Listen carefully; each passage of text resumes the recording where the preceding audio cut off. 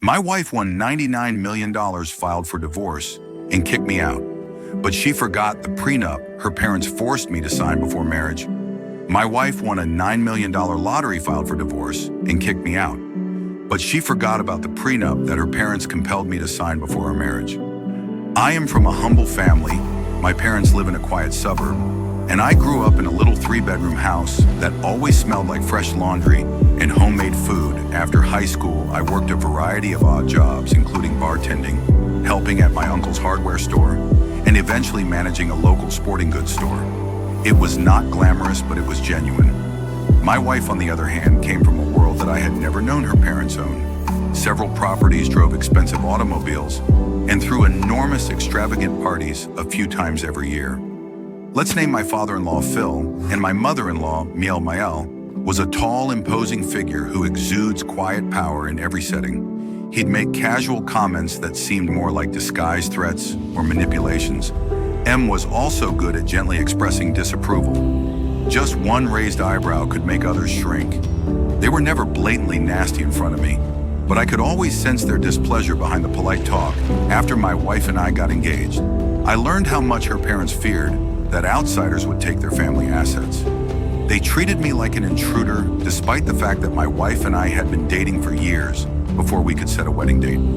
Phil insisted that I sign a prenuptial agreement. I didn't have the money to fight it legally, and I was too consumed by love. I kept telling myself it was a symbolic gesture to plate. Her parents isn't love. The only promise I needed the day I signed is very clear in my mind.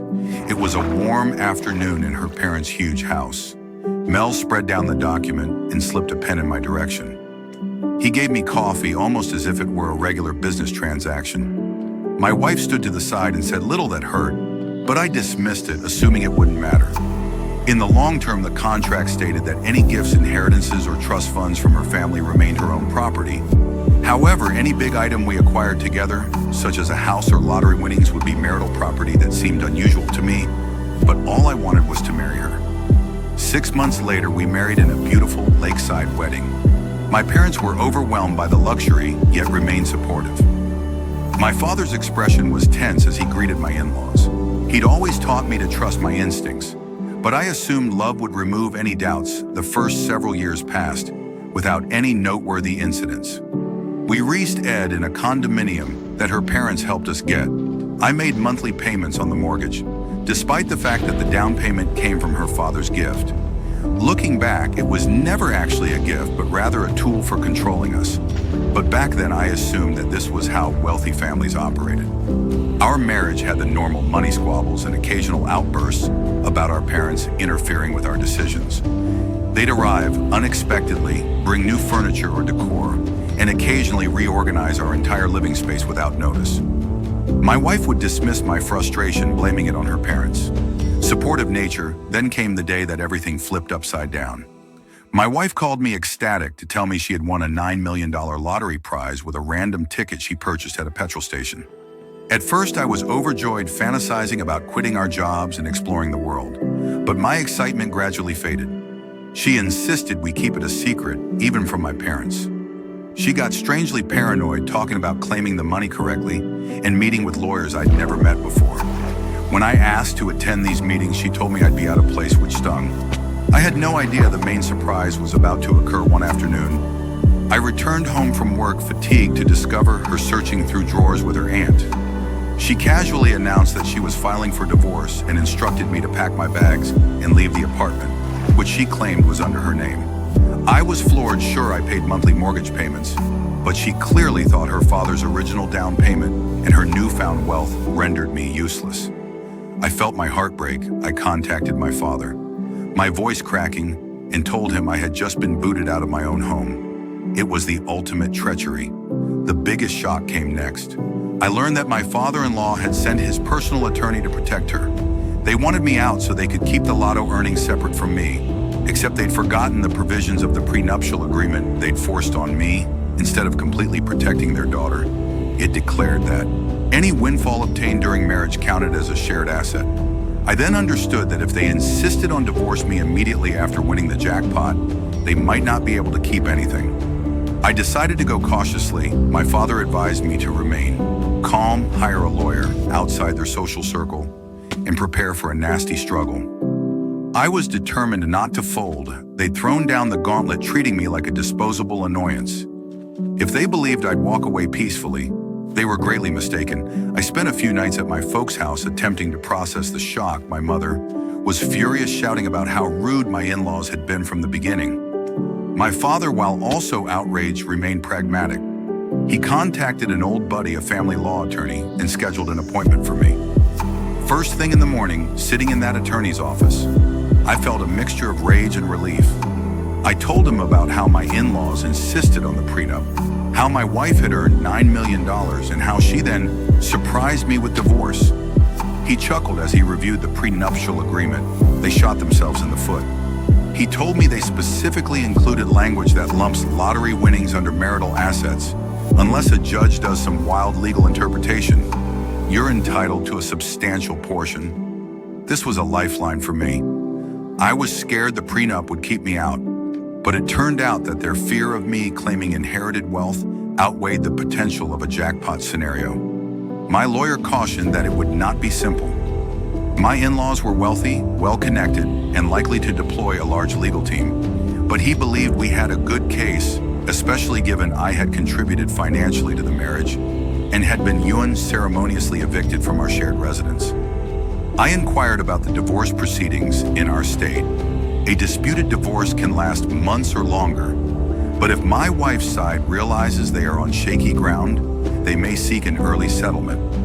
The lawyer warned that they would use intimidation or underhanded tactics to persuade me to give away my rights cheaply within a few days. My father-in-law left me a frightening message asking me to back off since I deserved nothing from his daughter. He claimed that if I sought to collect the lottery prizes, he would ensure that I received nothing. My lawyer just instructed me to document everything. Then my mother-in-law cornered me outside my parents' house, suggesting a pathetic silent exit. She portrayed it as a fantastic bargain, but it wasn't even enough to cover half of my mortgage payments. I declined, stating we'd see each other in court. She scoffed, perplexed by my refusal, obviously unaccustomed to anyone refusing her money with negotiations at a deadlock. My lawyer filed petitions to prevent the lottery monies from being hidden or moved that incensed my in-laws, who began spreading rumors about me being a gold digger who preyed on their young daughter. It stung, but I remained strong. My supervisor, who owned the sports goods store, had my back, dismissing my father-in-law's attempts to interfere with my employment. Friends took sides, some calling me petty. While others praised me for fighting back, the stress was unbearable, but I refused to succumb. We finally got a court date. After several weeks of unsuccessful negotiations, my wife was not to be found personally. She was practically under her parents' protective wing, avoiding any direct communication with me. She let her lawyers do the talking, alleging I was a leech who gave nothing to the marriage. My lawyer objected, citing financial records, bill time sharing, and a specific prenuptial clause regarding windfalls. We also discussed how I had been violently kicked out of the condo. The judge directed both parties to prepare for a more formal hearing on asset partition. In one final attempt at intimidation, my father-in-law threatened my employer again, who swiftly enraged him to leave. That simply made my father-in-law angrier. My lawyer advised us to proceed carefully, but he was certain that a judge would see through their scare tactics. Nothing could have prepared me for the ultimate fight in court, but I knew the law was on my side, paradoxically, because to the very prenup they imposed on me weeks past, and the anticipation for the approaching hearing reached fever pitch. My wife still avoided direct contact with me, but her lawyers inundated me with motions. They maintained that the lottery gain was separate property because she purchased the ticket, despite the fact that the prenup stated that any large windfall during marriage was marital. Meanwhile, my father-in-law attempted to ruin my reputation among friends and business acquaintances by spreading the myth that I was a gold digger who had married into the family purely for money. During this time, I had a combination of frustration and motivation. If they thought they could bully me out of my rights, they were mistaken. I had records that demonstrated how I contributed to our shared existence, such as electricity bills, groceries, and half mortgage payments. My attorney and I went over every element of the prenup. He highlighted a significant clause stating that any pecuniary windfalls, including but not limited to lottery or game show winners, are deemed marital assets unless expressly stated differently.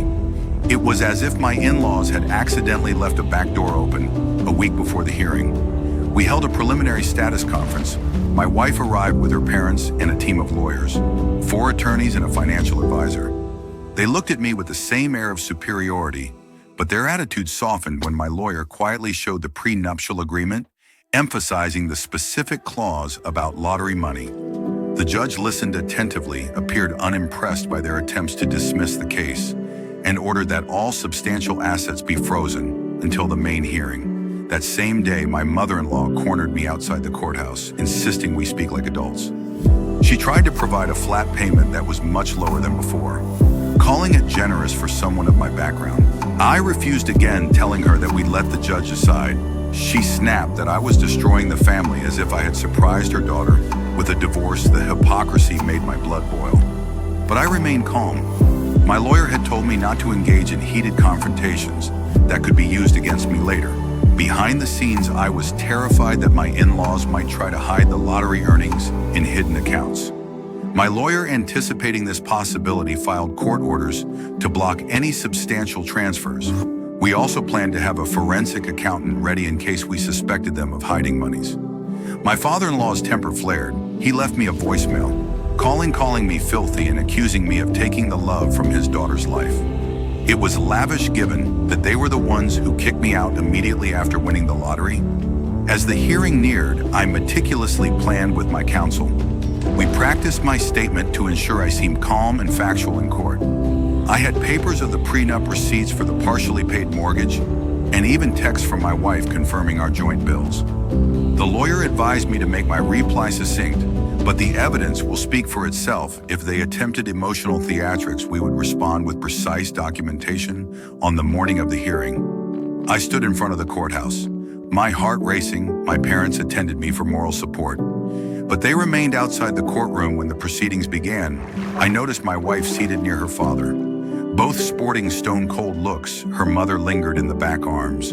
Folded. My father-in-law's lawyers, dressed in glossy suits, were confident, maybe hoping that money and legal strength could overcome the facts.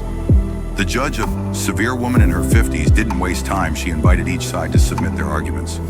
My wife's main attorney attempted to portray me as a small contributor who had done little more than share the same living environment. They claimed the lottery purchase was a personal transaction made using her money.